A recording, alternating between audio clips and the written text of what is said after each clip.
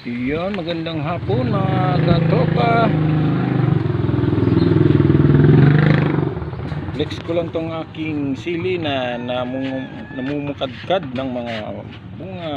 Yan oh. Tingnan nyo ha.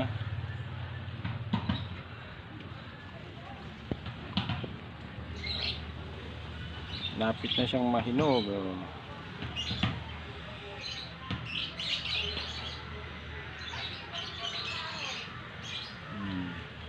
Dito kasi yan nakatanim oh, sa blue na ano, yung sa mineral malaking galon. Ayan.